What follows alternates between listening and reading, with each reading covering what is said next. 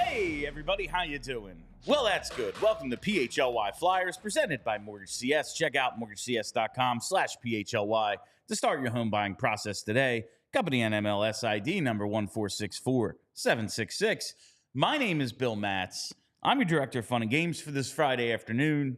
Joining me as always, it's Philadelphia's #1 hockey beat reporter, Charlie O'Connor. What's up, Bill? Charlie. Yeah. We were just joking about coaches and stuff before we went live. I would like to actually get into this. I do too, because I really enjoy how pumped up you are about this. Yeah.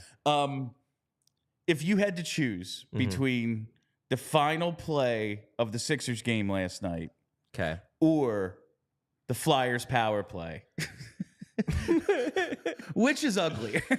Oh God. Well, I guess it's a matter of.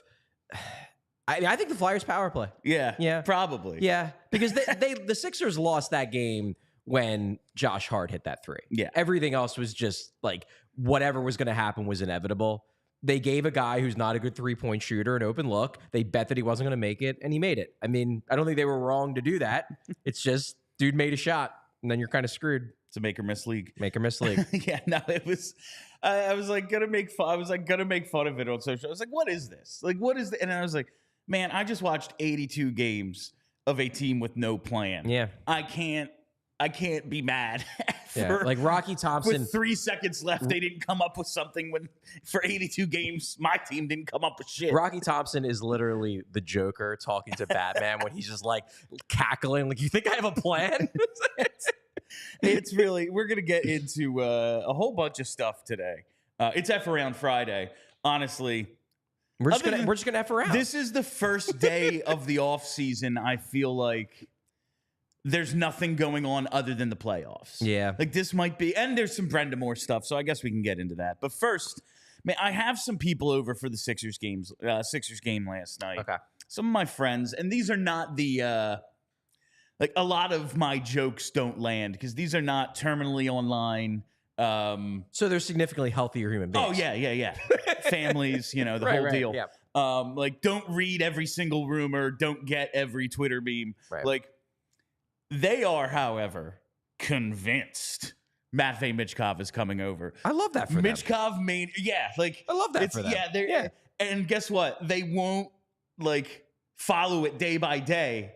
So it will be, on June 30th, he's either here or he isn't. And they'll get to just enjoy that or not.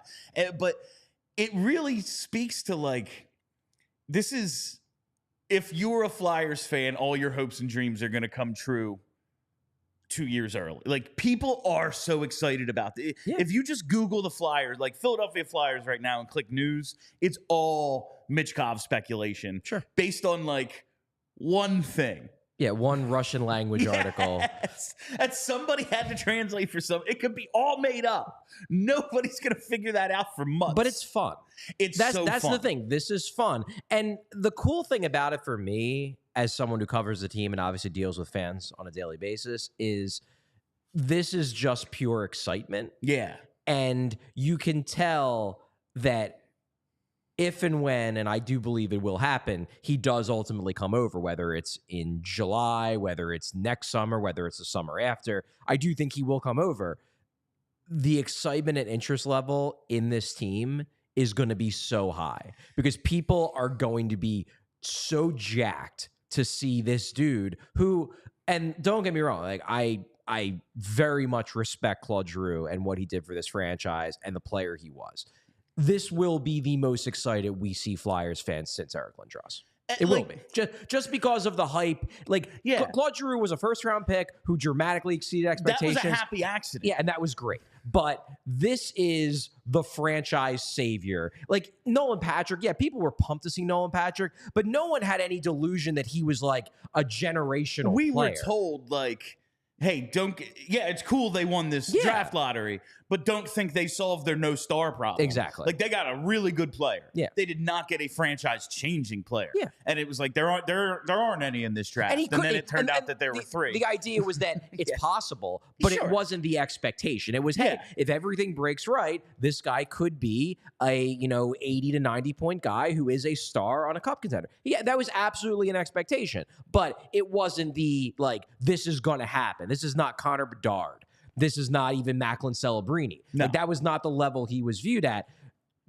Matvei Michkov, probably not, because I didn't live through this. I was 3-4 years old when it happened. But I imagine when Lindros showed up, like his first training camp, his first game, I imagine people were absolutely losing their shit. And I think it will be similar with Michkov. My old man, who never watched a minute of hockey in his life, when they get Lindros, like the arbitration comes down, Right.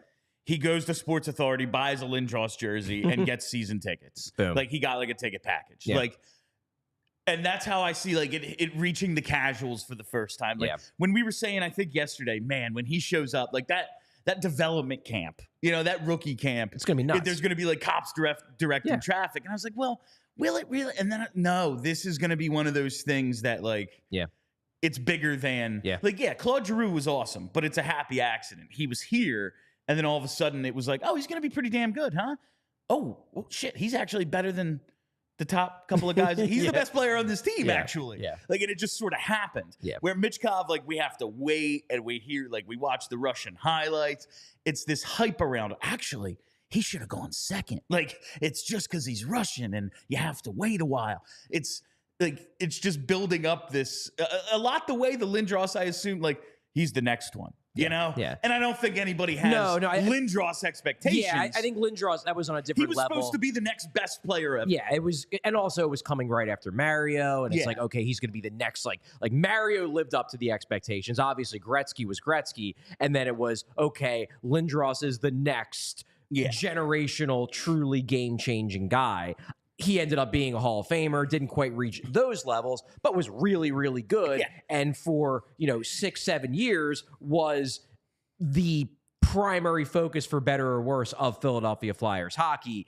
I would expect Matvei Michkov, again, for better or worse, we'll see how it all plays out, will be what you think of when you think Philadelphia Flyers. But now I have to, I tell you about my friends who are like, out in the world, normal people. Mm-hmm. I also am hearing it from the crazies online. And this is in no way derisive. I love all of our listeners, everyone who interacts with us. I am not trying to be mean to anybody, but I get a lot of DMs like this now. And they're, for somebody who might be a little older than us. Is that Michkov kid going to be on the team next year or what? If so, they need to trade for a true star sniper. Everyone needs to be on the table. Farabee, Brink, the picks as well. I mean, I love the enthusiasm. I do.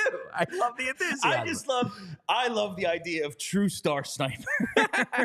It really cracks me up. I think honestly, like, number one, while I wouldn't consider Michkov to be a sniper in the classic sense of the way people think of him, I do think he is a goal scorer. And that's not to say he doesn't have playmaking ability. Yeah. Like, he is a really good passer as well. He's a true offensive weapon. But I think definitely more than, say, Giroux, Michkov, his first instinct is to try to score goals. Yes. Like, that is what he wants to do above anything else. And he is more than willing to pass and get someone else a goal. And he has the creativity to do it in the hands and the vision, but he is first and foremost a goal scorer. I do not think they need to get a true sniper to play with Michkov. I honestly would much rather them get a true playmaker to play with Michkov down the middle to feed him the puck so he can score 50 goals rather than 40. It's going to be very funny that forever we had Jake and G. And it's like, it would be great if we got this guy, if we got them like a guy who shoots really, really well. If they could pass to somebody, these amazing passers, these guys with incredible hands, incredible vision, who just want to set people up for easy goals. If we could just get them dudes who score goals, I already see, like, oh man, Forster, Tippett, Michkov. fuck. Yeah. You know, we need a playmaker. Need a playmaker again. We are need a gonna playmaker again. It's going to be the hole that we're trying to. Yep. We just really need a playmaking center. Well, we have Frost. Yeah. I really don't want Frost and Michkov together. Like that's. Yeah. I don't really see that as maximizing. Yeah, I would rather it not be a similar situation like they have in Minnesota right now, where and like don't get me wrong, Joel Eriksson-Ek, perfectly good player. He's a really good take him player. on my team any day. If he's centering Kirill Kaprizov, like that doesn't seem ideal. It's like maybe it's maximizing Eriksson-Ek, but it is not maximizing the dude with the highest potential. No, absolutely not. He is rubbing off on them rather than being helped by them, and that's, exactly. But no, you want that someone is, who can. That is a very funny DM. I mean, I remember like this was probably like 3 years ago, and this was when I was single, and I was hanging out with a few friends at a bar, and they're like, "Oh, like you're a famous beat writer, like you probably get girls sliding in your DMs all the time." And my answer was like, dude, I do get people to slide into my DMs, but I guarantee you they are not people who are interested in me. Oh, they're full. They are very full, but they are not people interested in dating me. They are people interested in yelling about the Flyers to me. It's people with very strong opinions about the Flyers, and those opinions are opposite mine most of the time, and they want to yell at somebody about it. But now I'm starting to feel a little bit of this Michkov-mania. I know we've said all along the best thing you can do here is just say it's going to be the 3 years, and then if it's not, that's really fun. Yeah, I agree. I don't know if I can. Like, I want to live in the world where it's happening. Like, I just want to fast forward to June 30th. Like, I want to get the click remote. The click remote, yeah. And be like, you wake up and you're like 40, like, shit, he's not here yet. Yes. Yeah, no, I fuck. That would suck. What do you think the chances are? Like, I know you don't know. I'm not saying you have any sort of, if you had to put a number on it, chances he's coming July 1st. I would say probably somewhere in like the 10 to 20% range. I don't think it's likely. It's not zero. It's not zero. It's higher than it was before that report came out. I still, to me, and this is not only based on like me reading the tea leaves, but just things that I've heard. To me, this more opens the door much wider for him leaving a year early. I think this sets the Flyers up much better for him making his debut in 25-26 rather than 26-27, which would be the first year after his contract expires. My general assumption and where I'm kind of coming at this is that if they're already opening the door now, that makes it significantly easier if he gets a year with Ska, they get their 1 year out of him, they know he's going to essentially be a lame duck guy the following year, then it becomes, okay, we got something out of our investment, now let's just figure out some under-the-table deal to make sure everyone who needs to get their beaks wet gets paid, and then Michkov comes over. I love can you imagine if this is how, like, fucking Peyton Manning came to the NFL? Like, if he, instead of going to Tennessee, he went to, University of Moscow and like to get him over. Like, this would be the biggest goddamn shit in the world. Like, we'd be if the NFL depended on Russia the way the NHL does, we would be allies. Like, we would have world fucking peace if the NFL depended on Russia the way the NHL does. That's how I see this thing happening. It would be a straight up talent exchange. That's what would bring it. All right, before we go on to some other newsy stuff I want to get to today in the playoffs and all that, I want to talk to you about Trumark Financial Credit Union. Now, Charlie and I had the opportunity to meet with them. What was that? 2 days ago. Yeah, 2 days ago. The good people of Trumark Financial Credit Union, and they got a kick out of the way I do the read. So they do, however, want to educate me on like what a credit union is and the benefits of going with Trumark Financial. I got to tell you, it was really, really cool just getting to sit down and talk to them, and the way they think about being a financial partner with their, not even really customers, but investors. Because when you join a credit union like Trumark Financial, you become a part owner, which means profits come back to you instead of going to shareholders. That means you can get better rates, lower fees, better return on savings, more flexible options, and you still get all the digital tools and tech that you need to make your life easier. Everything you come to expect from the big banks in terms of convenience, you can count on that. I think one of the Trumark Financial one as of the well. big things we talked about with them, which makes all the sense in the world, is when you're dealing with, a local credit union, brick and mortar, you can go to where they are, that you're not going to have to go through all the red tape when you're dealing with a big bank where, if you need something to get done, whether it's something to do with inheritance or, anything that is not just your basic depositing a paycheck every 2 weeks or whatever, it's extremely helpful to be able to talk to, theoretically, if you need to, the CEO or whoever's running the show, and have it done by the people actually running things rather than, it's some gigantic conglomerate who's all over the world. It's just an employee following a script. I, bank at one of the bigger banks, and that happened to me a couple of days ago. I went and to do something I'm normally able to do, and they go, yeah, I don't think that's going to work. It's really? Because do this all the time. Yeah. I don't know what to tell you. There's nobody above, Mr. Big Bank isn't here. I can't talk to him. Yeah, exactly. It's just guy behind counter. And that's Mr. Wells Fargo. Yeah, exactly. He ain't here. And that's one of the many benefits of going with a credit union like Trumark. So head over to trumark.com/PHLY to learn more or to find a branch near you. That's trumark.com/PHLY, federally insured by the NCUA. Also, if you're banking with Wells Fargo, didn't we agree earlier this week that It's cursed, they're the cause of all of our pain because they named the arena that's cursed? Even obviously no one's ever won in the building, but they used to win playoff series and shit when it was at least they other got stuff. that far. It was Wachovia up until July of 2010, and nothing's happened since then. Yeah, won one. Neither team has been out of the one playoff series at the Wells Fargo Center, right? That was the Penguins series, Penguins, and that was it. Neither team's been out of the second round. Or no, they won the Buffalo series too. So 2 playoff series. The Buffalo series was in 2011.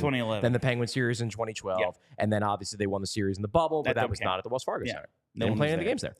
Yeah, all right. So just yet another reason to go with Trumark.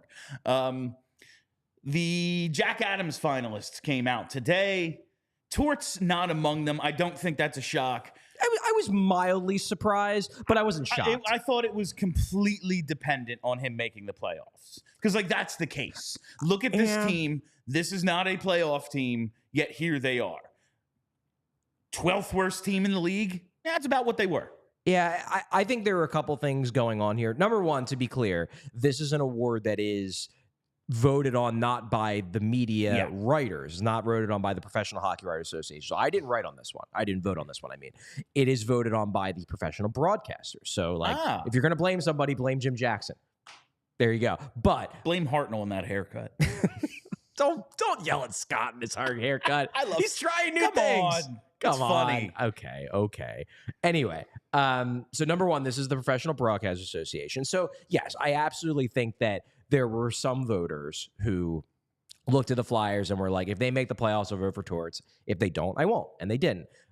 But I do wonder if there were some voters who it wasn't just that they didn't make the playoffs. It was all of the final month zaniness from Torts. If they would have just missed on the final day and Torts would have been like a normal human from March 1st on to the end of the year, I think he might have gotten a few more votes. But there were probably some broadcasts because this was not just us. There were a lot of other people in the media that were very critical of, in particular, the John Tortorella scratching of Sean Couturier. I wonder if that cost them a few. Where they're like, Torts did this crazy thing and it didn't work, and maybe it made things worse. Just saying. I guess since they collapsed, you can actually, I think that builds his case if they make the playoffs. If it works, right? Yeah, probably. But since they collapsed, you can look at it and go, they were in a playoff spot that whole time, and he started doing crazy shit, and then they missed. That's kind of my point. You can actually blame him for a part of the collapse rather than, oh, man, they made it. He must have done something right. But I guess it goes either way then. He pushed buttons, and if they work, he's a finalist. And if they don't, it's actually it's on you. You're not a finalist because of this. Exactly. So, I will say, though, the 3 coaches who were nominated, I think, very much deserve it. I think you could. Tocchet's going to win it. He was going to win it even if Torts got nominated. Tocchet was going to run away with this thing without a doubt. Brunette, I think Nashville in the second half of the year, really ever since the U2 concert thing. That's like, when I look at it, who knows how big of a story that really was, but like, that's a coaching decision. And then you look at the, like, Tocchet, it's impressive what he did, no doubt. But you look at that team and go, look at all this high, like, they're also going to have the Norris finalist on this team. Like, they're going to win awards outside of the coach. You just look at it like, I don't know, they were a borderline playoff team last year. They made a huge jump, but they have all this high-end talent. Like, how much of it was the coach? I don't know. I look at Brunette and you go, well, look what happened. Yeah. He did something and they respond. Much like the Tortorella shit. It's like, man, that's kind of mean. And then it's, well, it worked. I mean, I feel like most of our listeners know this story, especially the ones who are watching the Nashville series, because they've certainly. But basically what happened was, for those who don't know, this was in, I think, like, February, January or February. It was right around the All-Star break. And the team had tickets to see U2 at the Sphere in Vegas when they were out there for the Vegas game, I guess. And they played so badly in like the couple games leading up to it that Brunette and the organization basically decided, like, no, you don't deserve to go to this trip. You don't get to go. And which is very funny. It's hilarious. But it's even funnier that the team, like, then immediately started playing. They won like 18 in a row after that. Wild. No, it's hilarious. And then, like, bonus, you just look at what we expected, I think, from Winnipeg. Like, they did exceed expectations. I was shocked when they were able to make the re-signings they did in the beginning. Like, I figured that was just a sinking ship and dudes were going to go, see ya. I'm done with this. And then they come out and they're in the President's Trophy race all year. That's a hell of a season. Also, you know, show me the Vezina winner, I'll show you a great coach. So here's a question for you about this award, because I go back and forth on this one. Do you think, particularly the players, I am like 100% of the opinion that we should vote on the player-specific awards after the regular season before the playoffs start. Do you think the coach and the GM awards should wait until after the playoffs are done, the voting? No. They get the Stanley Cup. Like, that's clearly you did a good job. You got the award everyone's going for. And maybe you won the regular season stuff too, but I just look at it like, listen, the playoffs are obviously the most important thing. The Stanley Cup is the prize. But, Tampa, they just didn't get it done. Like, the year they win every game of the season and they get swept in the first round, like, do I now think John Cooper's a bad coach because he had 4 bad days? No. They won every game this year. My view, I'm more open to, and they would never do it because it would be a logistical nightmare.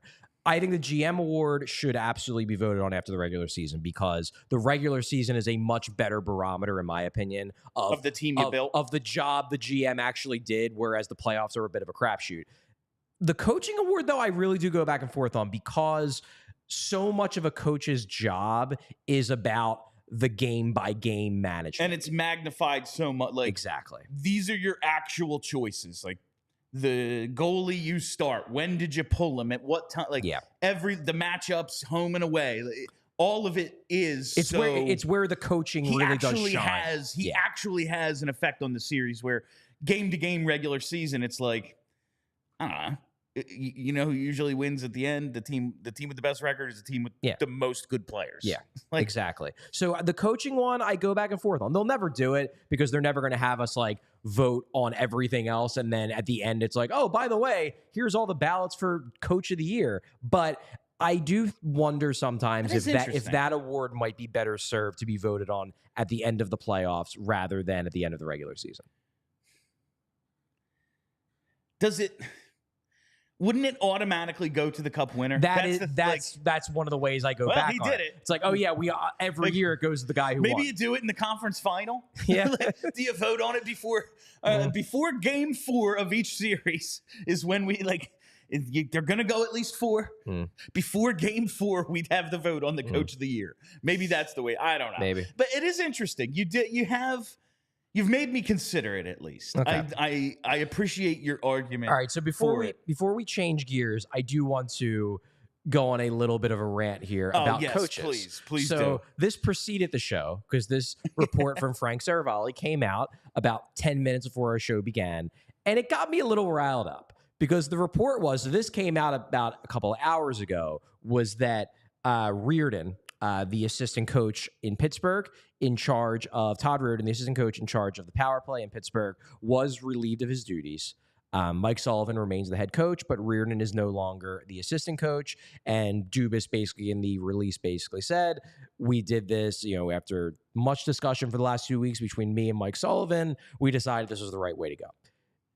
About 10 minutes before the show starts, Frank Saravalli tweets out, there was no sort of shortage of friction in Pittsburgh, where, as we reported, Coach Mike Sullivan was vehemently opposed to making changes to his staff. Now that Kyle Dubas has fired assistant coach Todd Reardon, is that the tipping point on Sullivan's tenure? We shall see. The reason why this riled me up is for this reason, okay? Todd Reardon coaches the power play. That's one of his primary jobs.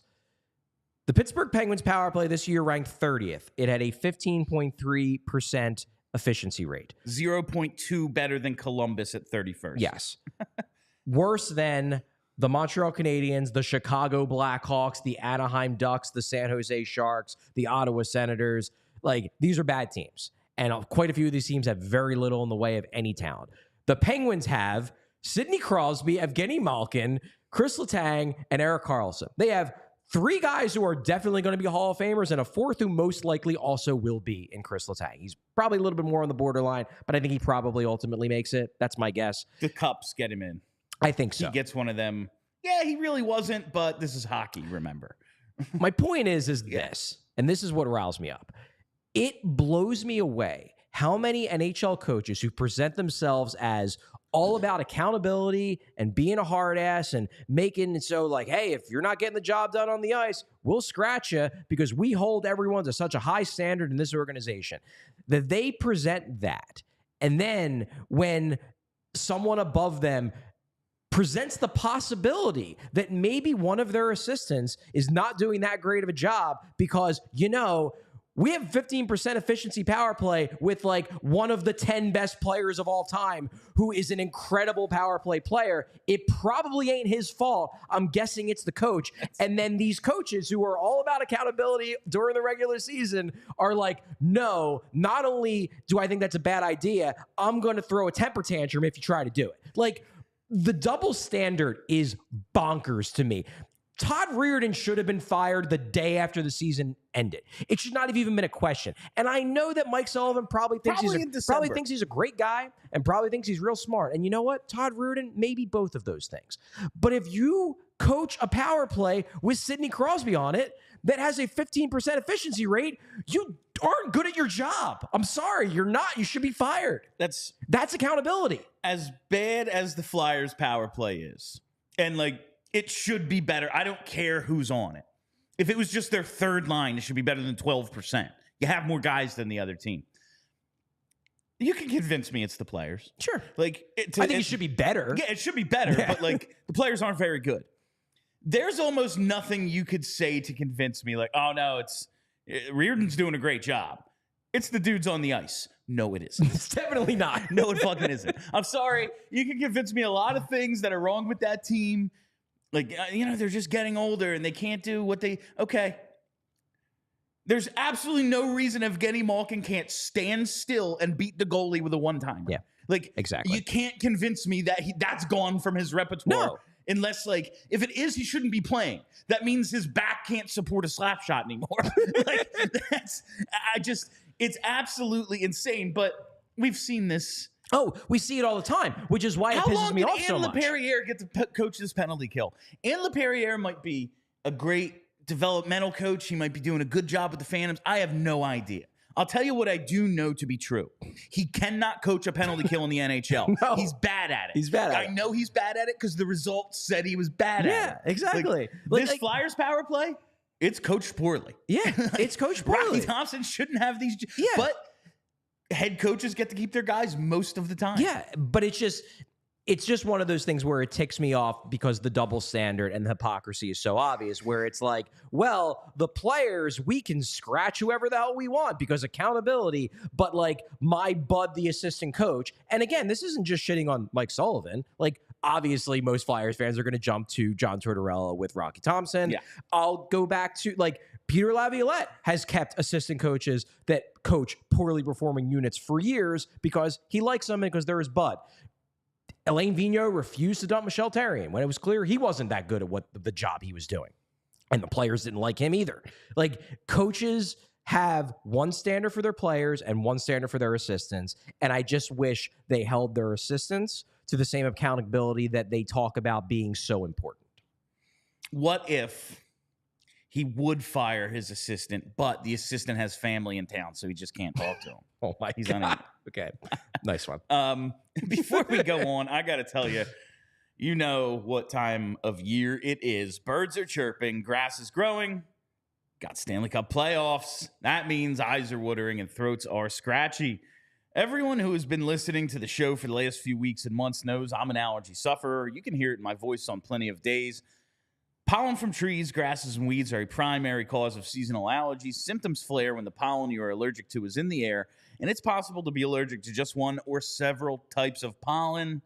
Allergies suck. There's no two ways about it, but there are steps you can take to help alleviate some of your allergy symptoms. First and foremost, sign up for Rite Aid Rewards emails at riteaid.com/rewards to receive email pollen alerts for your area. When the pollen count's high, stay inside. Keep windows closed and run air conditioners as needed. And remove your shoes and coats near your door to minimize tracking pollen inside your home.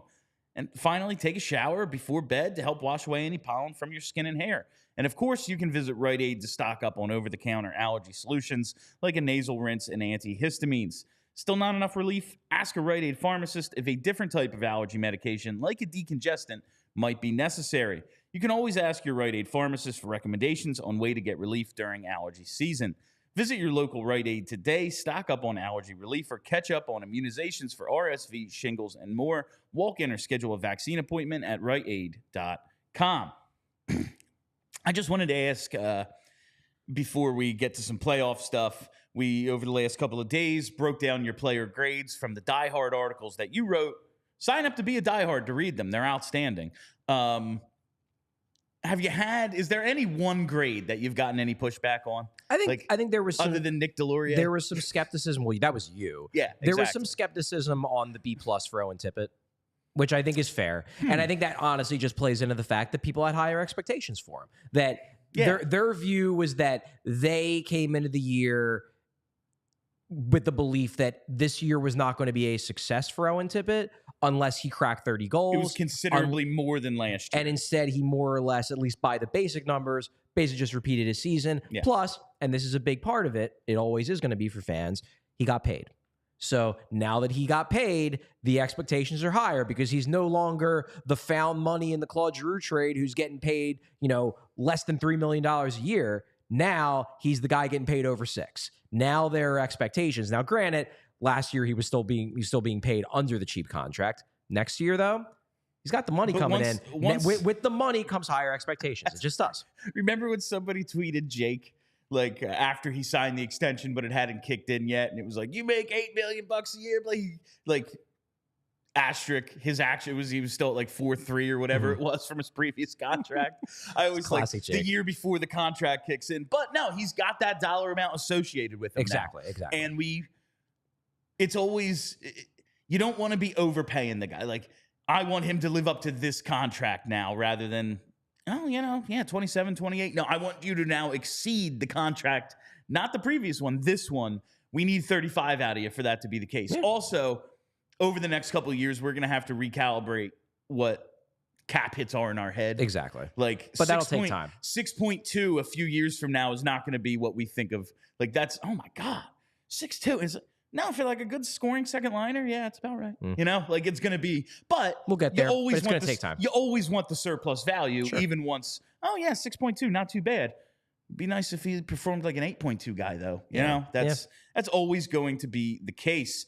All right, Chuck, let's get to the playoffs. Heyo. I'm really looking forward to the second round. This first round, we're getting some drama out of these final two. We are. It looks like they're going to end well. Yeah, it's at least we're getting the Vegas-Dallas series, which has been great straight through. And now Boston-Toronto, we're at least getting like, okay, these are good, long, playoff, hard matchups for each team.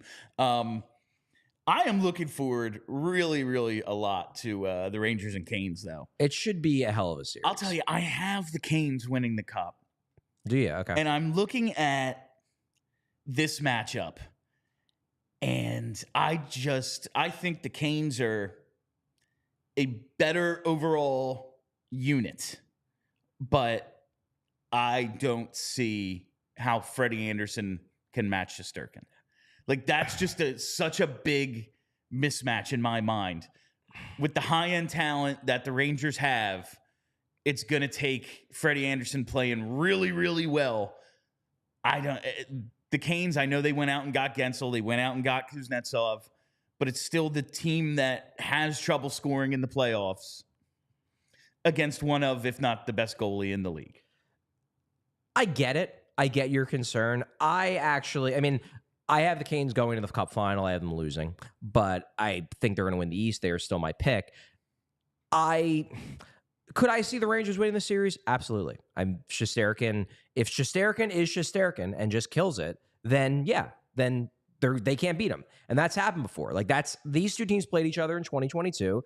The Canes were the better team at 5-on-5. The Rangers won the way they win, which is they have the better goalie in basically every matchup they're going to be in. They have a great power play. However, I think that the Canes have the advantage in a lot of ways in this series. I'm trying to pull up I really hoped I would be able to do this sooner, but of course, the Athletic NHL does not have their Canes Rangers preview. Right. They just don't have it right front and center, which is annoying because it's like, guys, this is like what you should be promoting. Now that I don't work for them, I can kind of shit on them a little bit.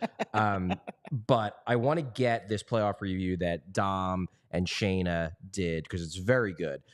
Just the stats, because the stats to me they're pretty.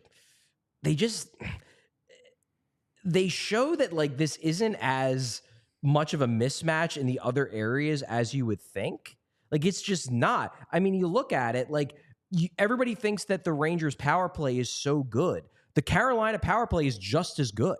Their percentages are almost identical. The two teams average the same amount of goals per game this season. Like, you can make the case, I guess, that like, well, the Canes shit doesn't work in the playoffs from a goal scoring standpoint. I don't know. We've never seen the Canes with Jake Gensel, and last year they didn't have Svechnikov. They didn't have two guys who you can think theoretically should be able to do those star-type things in the playoffs. The Canes are a better goal prevention team this season than the Rangers, which kind of shocks you because you're like, well, one team has Shesterkin, one team has Anderson. Number one, Anderson's been pretty good. Number two, he didn't play most of this year. So even without him, who's a pretty good goalie, they still did a better job of the Rangers of preventing goals. Like, yeah, the Rangers finished with a better record. I think the Canes are the better team. And I think the Canes are the better team. And I think the Canes are going to win this series. I think it's going to be a great series, but I'm expecting the Canes to win it. If I'm like, as someone who's picked the Canes to go to the Cup final, I am significantly more worried that they can't beat Florida than they can't beat the Rangers. I was just getting to this next, but to back that up, what was it? Carolina averaged 3.8 goals a game in the first round against the Isles. Now, the Isles aren't what they were, but they're a pretty good defensive team with pretty good goaltending. And, I don't know, almost 4 goals a game. Pretty good. It's a little bit, I think they are a little bit different than years past, the Canes. I think they can win. The goaltending is such a question mark for me. But I look now at the Panthers, who are going to take on the winner of Toronto-Boston Game 7. Yeah. These two teams are beating the shit out of each other. It's going 7. The Panthers, they're resting up. Yeah. I feel like this Rangers-Canes series, those might be the two better teams, but they're going to beat the shit out of each other, and the Panthers are going to have a much easier path to the East Final. Maybe. I don't know. First off, we don't know how this Game 7 is going to go with Boston, Toronto. If Toronto wins it, do they just fall flat on their face again like they've done so many times? I mean, they lost to the Panthers in 4 last year, right? Yeah. They got swept. I mean, that could very well happen again. I don't know. Boston could give them a tough series. It's so tough to say. I think there's a very strong case that Florida is the most talented team in the Eastern Conference. They're really good. And I'm not sure. Like, I look at the Rangers and I see a team that is average 5-on-5 that gets by on their power play and they get by on their goaltending. That's how they do it. They're playing a team in Carolina who is significantly better than them at 5-on-5 and has just as good of a power play. And yes, there's a goaltending gap, but I don't think it's so huge because I don't think Shesterkin has been incredible this year. He finished the year very well, but over the whole, he has not been like the dude we saw who was flirting with the save percentage record a couple years ago. Yes. So to me, this Canes Ranger series is, can Shesterkin steal it? Because I think the Canes will be the better team. If the Canes go up against Florida is almost as good of a 5-on-5 team as the Canes. You could make a case they are better. And they also have all the other things. Like, that is going to be very tough for the Canes to win because I don't know if the Canes have an obvious advantage anywhere other than the fact that, hey, they're a great 5-on-5 team that just added a really good score, and we've never seen that in the playoffs. Last year, they played Florida, and they lost extremely close games, but they still lost all of them. You know what I mean? So yeah. I don't know if they've closed the gap enough to win if that's the way the conference final plays out. Maybe that won't even be the conference final. Maybe Shesterkin stands on his head, and then Toronto goes on their Toronto run and ends up being Toronto Rangers. You never know. It's hockey. That would be... I am expecting... What's the most entertaining? Is Panthers, Canes... the best possible series? I think that would be the best hockey series. Yes. I would be open to the concept that the most entertaining series to watch could be Panthers Rangers, because the Rangers play a little bit more of a rush-oriented back-and-forth game. That might be more fun. But I think if you're purely talking about in terms of like strength of quality of play, I think Florida, Carolina, those are the two best teams in the Eastern Conference. Plus you get Rempe versus all those Florida rats. Like, that would be fun. Rempe versus Tkachuk. There's a lot of running around going on in that series. Like, player safety is gonna be getting tagged all the time. Before we talk about the West, though, I guess maybe bigger than waiting on this Rangers Canes series to start. It's all this Rod Brind'Amour stuff going on there. Yeah. Like yesterday, Darren Dreger tweets, Brind'Amour's future as Carolina's coach is up in the air. Recently, a deal seemed close, but it's believed the offer to extend the highly respected coach has been pulled. Sources say Brind'Amour wants to stay, but may have to test the market if an agreement can't be reached. So that was 2 days ago. That was 2 days ago. Then yesterday, Dreger tweets out that it looks like they're going to pull this together. It's unnecessary drama for a team that's like trying to win the cup right now. It seems so weird that this is like being discussed now. And on 32 Thoughts this morning. Oh, I didn't listen to that. I heard this part and then came in here. Like I was listening in the car, and it was Elliot just being like, it really looks like maybe this was blown up a little bit more than it needed to be. Mm-hmm. And maybe there was like one meeting where both of like Dundon and Brind'Amour looked at each other like, are you fucking serious? Like, it's interesting. If every Flyers fan wants Rod Brind'Amour like so bad. Yeah. He's the best coach. He's the one who got away that we always loved. Mm-hmm. Like, everyone loves Rod Brind'Amour. I never thought it was a real possibility. I just don't think, and he's made this abundantly clear, that he never wants to coach anywhere other than Carolina. The thing about this, and I'm openly someone who likes to see the Canes win. I think they are a team that if they were to win a cup, it would maybe change the way some of the remaining doubters view building a team, in large part based on the principles of analytics. So I'd like to see the Canes win because I think it would shake the foundations a little bit. And I also, obviously, like, there's the BSH connection with Eric Tulsky, their assistant general manager. We literally work together. So I'd like to see him do well because he's a good guy and he's also fucking brilliant. That said, I get very frustrated with the way Tom Dundon does business because Dundon is a penny pincher. Yes. He is. He's a cheapskate. He always has been and he always will be. And I think his view, which is a really shitty way to view the situation with Brind'Amour, is that Rod Brind'Amour has purposely lowered his leverage in negotiations by making it clear that he only wants to coach at Carolina. So instead of rewarding him for that, and like, this isn't the salary cap. I get penny pinching on the salary cap because competitive advantage, you're trying to build the best team.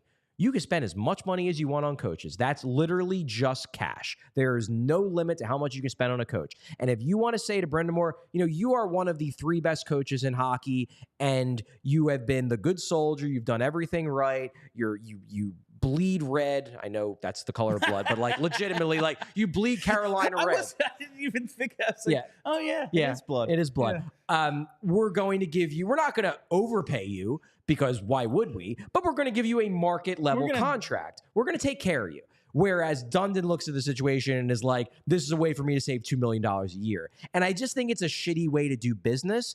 And as much as I want to see Carolina do well, because I have a vested interest on multiple levels in seeing them do well, I also want to see Dundon at some point get burned for all of his shitty penny pinching. So this would have been cool if Brind'Amour would have just been like, you know what, dude, I don't want to be paid like one of the bottom 20% coaches just because you think you can save some money off of my back because I'm such a good guy.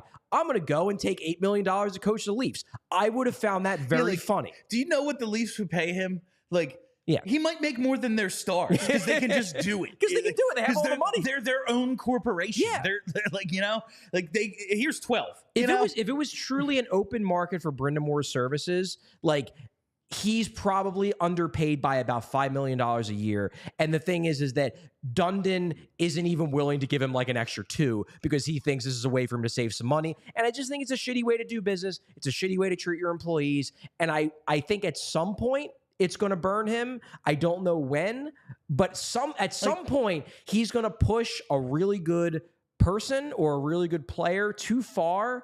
And they're just going to say, you know what? Fuck you, dude. Even though now you're willing to cave, I don't care. You're an asshole. I don't want to play for you anymore. I don't want to work under you anymore. I was wondering if this was going to be that time. It doesn't look like it is, but I do think it's going to happen at some point. And as much as I like the Canes, I'm going to enjoy it when it does. It's just insane. Like, this is a rich man. And like, I realized like yesterday or the day before it got announced that they're reaffiliated with the Chicago Wolves now. Right. But in the year of our Lord 2024, an NHL team operated without an AHL affiliate. It's wild. Like, what? Wild. How do you? What? Yeah. Forget. Like, and I think Chicago's too far away from Carolina for your like. Yeah. For what happens when someone gets hurt at morning skate? But at least you have one in case you need. What do you do? I just it blows my mind. I will say though, like, they did just reaffiliate with the Chicago Wolves.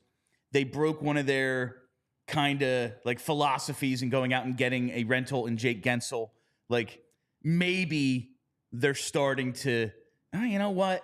We've been really good. We have these but we need to operate a little bit more like a professional team that owned by a billionaire because we are, rather than, we don't really like to spend money on rentals. Well, go win the goddamn cup. You know what that rental will cost you? That rental will make you money if you win the Stanley Cup. I remember being really rubbed the wrong way by the way they handled the Aho offer sheet. And this is why.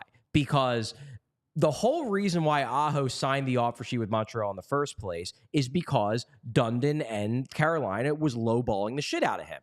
So he's like, you know what? If I'm going to get paid what I actually am worth, it wasn't even like that offer sheet was insane. It was just what he was worth. Yeah. He signs it. And the reason why Montreal signed him to that offer sheet was because their assumption was Dundon is so cheap, he might not actually match. Well, what happened was then Carolina matches, which, like, the right move. You don't want to lose Sebastian Aho. He's a real good player. But then their PR blitz was, ha, ha, ha, you thought we weren't going to match. You think we're so cheap. Like, we'll match. You think we're a small market team? No, we were always going to match. But the way it was presented was like, well, if you were always going to match, why the fuck didn't you just offer him a fair level contract in the first place? No, they had to be backed into the corner to do it. Yeah, you were nickel and diming like probably your best player just to do it, just because you could. Like, I don't know. There's an element where it's like, yes, I get that you want to be a tough negotiator because every $1 million you save on the cap is another $1 million you can spend towards improving your team further. I get that. That is fair. but there's such a point of going too far. Like, I don't think Sebastian Aho wanted to have to sign an offer sheet to get paid a fair value contract. But if the Canes are offering him like $5 million a year, then what the fuck else is he going to do? Players seem to really like playing in Carolina. Yeah. Like, playing in Montreal is really hard.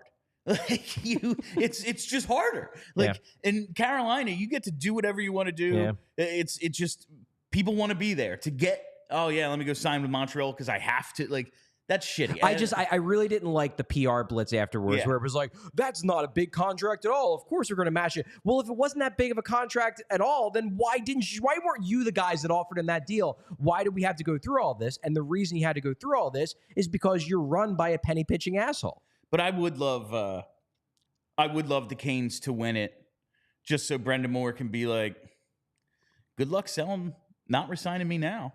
Like, it's like the Joe Flacco contract. Like, bet you wish you paid me before this little Super Bowl run, huh? Like, that's I hope that's what happens. Before we get out west, though, hey, maybe you want to bet on the Canes to get this thing done. I bet you can find great odds over at BetParx Sportsbook because they have everything from futures, game lines, all the props, everything you're looking to bet for these Stanley Cup playoffs. You can get some action going with the BetParx Sportsbook app, and you can win big with all-day action. If you win your first $10 bet, you can earn $125 in sports bonus bets. You play for fun. You love to win. You bet. Make all your bets at BetParx Sportsbook. Download the app and play along with us. Must be 21 or older. Please gamble responsibly. If you or someone you know has a gambling problem and wants help, call 1-800-GAMBLER. All right, let's get to the mailbag question. Oh, no, we didn't do the West yet. So the Avs have moved on. The Oilers have moved on. We still have Stars Vegas. We still have Preds Canucks. This is going to be a really good night tonight. How do you think these end? I mean, I love both these series, and I am going to be glued to the television for 6 hours watching because they both play tonight. I'd love to see the Stars close it out, but also I'd kind of love to see a Game 7. I know, like, so I found myself rooting for the Stars, but also, all right, well, now you've taken the lead. I'm kind of back on Vegas. Like, I'm rooting for as many games as possible because this first round was like most of the series ended in 4 or 5. I don't want the playoffs to be over this fast. Yeah, well, we're getting the 1 Game 7 definitely, and then we have Preds Canucks back to Nashville. I'm very, because I said that I thought that if the Preds found a way to win Game 5, they were going to win the series. Now the Canucks had to take that long flight back. The Preds are back home. I'm assuming Smashville is going to be rocking. I'm excited to see what the Preds can do. I mean, if they lose in 6, like, Canucks are a real good team, that's fine. But I think they could win this series. Tonight is going to be a great night to watch some hockey. And when you're watching hockey, man, I suggest you just sit back and chill and enjoy the ride. Just gotta chill. Friday night, some really good playoff hockey on. Why don't you enjoy a nice cold Coors Light? Sometimes when you just have to chill, you got to choose the Coors Light because there's no better way to chill than with the ice cold Coors Light. So whether you're freaking out about your team, the team you bet on falls behind early, whatever it is, maybe there's a goalie change coming up, a Game 7 possible, whatever you're freaking out about, you need to find the Blue Mountains in your fridge and enjoy a beer as cold as the Rockies, because when everything surrounding your favorite hockey team is on fire, sometimes you just got to chill. When you choose to rise above it all, choose chill, choose Coors Light. Get Coors Light delivered straight to your door with Instacart by going to CoorsLight.com/PHLY hockey. Celebrate responsibly. Coors Brewing Company, Golden, Colorado. Let's wrap up this Friday edition of the show with the mailbag question of the day. This is actually from yesterday. We didn't get to it, but I think it's kind of fun. Nice way to send us into the weekend from @Beans&Bikes. Basically, the only thing I want is Draisaitl on the Flyers. If Michkov is coming over and needs a 1C, could the Flyers pull off a trade? And he suggests Frost Farabee, 2 first-round picks this year, etc., this summer to get Draisaitl with a predetermined contract extension. I mean, the first thing I want to say is it's not going to be Frost and Farabee. No, it would be more. It's going to be Bonk and... It would be a lot more. But what I'll say about this is that the only way that Edmonton is trading Draisaitl is if Draisaitl communicates to them that he is unlikely to resign or he is going to test the market. I cannot envision a scenario where they would, and you can, I guess, make the argument that, well, they'd be better off trading Draisaitl and then building a stronger team around McDavid with the cap space. I get that argument. I just don't agree with it. I think they are absolutely better served keeping Draisaitl and McDavid together and just keep throwing that at the wall because eventually it's going to stick. Like, that's my thought. Look, if Draisaitl tells them after the playoff run that, like, I want to go elsewhere, then yeah, sure. But the problem with that is that if he tells them that, then the only teams he's going to really, like, when you're in a situation like this, where theoretically a guy is like, he has one more year left on his deal, because that's the whole concept, is that he's theoretically a free agent in 2025, correct? Yeah. That's his contract situation. If he tells Edmonton, I don't really want to re-sign in Edmonton, I want to be the alpha on a team, I want to run my team, I don't want to be the Robin to McDavid's Batman anymore, whatever. I'm sick of living in Edmonton, I want to go somewhere else. Presumably in that situation, the only teams that are going to trade for him are teams that are confident that he will sign with them. Would he be willing to sign with the Flyers? I don't know, but that is something that would have to be confirmed before the Flyers give up the kind of package that it would require to get Draisaitl. Like, so is there a scenario where Draisaitl at the end of this playoff run says, I want to go somewhere else, and then through back channels, the Flyers find out that he's one of the 5 teams that he would consider signing an extension with? Then yeah, I mean, sure, you have a chance to get Leon Draisaitl. Let's talk. Let's see what it'll cost. But there are a lot of things that would have to happen. Like, this is not a situation where, like, the Flyers can just call up Edmonton on June 16th and be like, hey, what's it going to cost to get Leon Draisaitl? Like, there are a lot of things that would have to play out for that to even be a possibility. Can't rule out the fact that those things could happen. Just, like, don't get your hopes up. I would say for Edmonton to be at all interested in something like this, I can see, okay, Edmonton's in the second round right now. Let's say they beat winner of Vancouver, Nashville, and then they could win the cup this year. Say it's Colorado, Edmonton in the Western Conference Final, and Colorado kind of treats them the way they have the last few years. They win 4-1. Yeah. Maybe one of these overreact teams. They're nowhere like Toronto.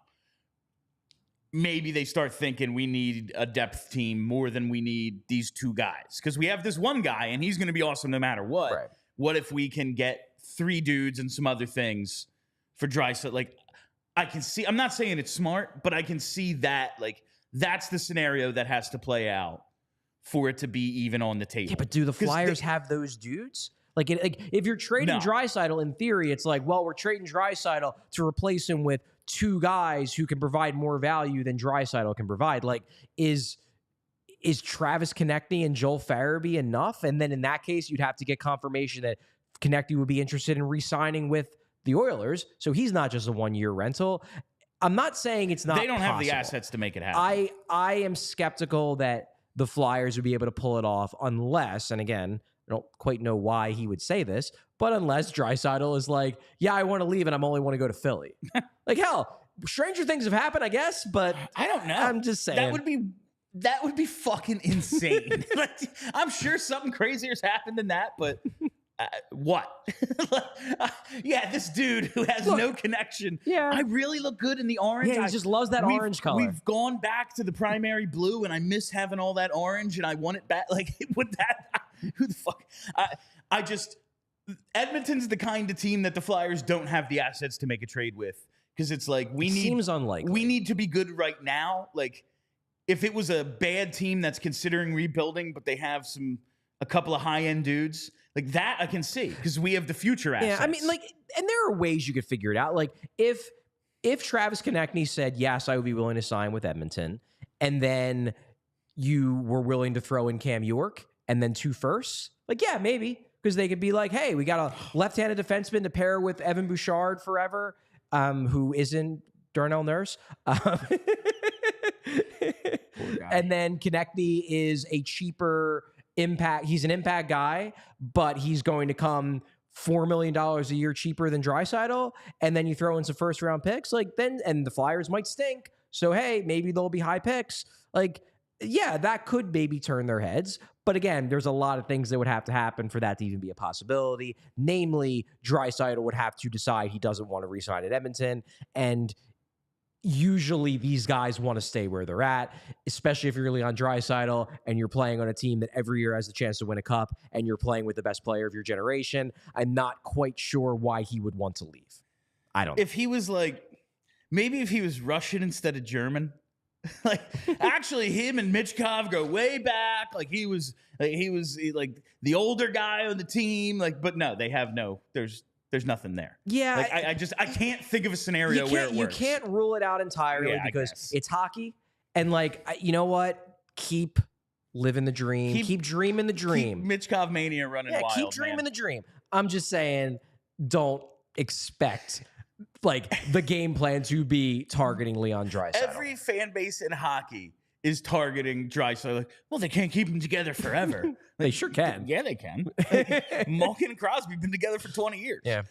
Anyway, that is all the time we have for you on this Friday edition of PHLY Flyers. Thank you all for listening. Thank you for hanging out. If you haven't already, we got one more super chat. I see we have a super chat here. What do we Chance have? The DB smuggles Michkov back in luggage. He's small, but he's not that small, JH. It has to be some pretty big luggage. How would Dan, like that would be luggage bigger than Danny. All right, that is now all the time we have for you. Thank you all for listening. Thank you for hanging out. If you haven't already, follow us right here. Hit that subscribe button, set your alerts, never miss a live show. We'll be back Monday at 1 p.m. Also follow us on Twitter at PHLY_Flyers. Tweet us there if you want to be featured in the mailbag of the day. And follow the podcast, PHLY Flyers. All right, that's it. My name's Bill Matz. That's Charlie O'Connor. Have a great weekend, Philly. Great weekend. We all silly like the mayor.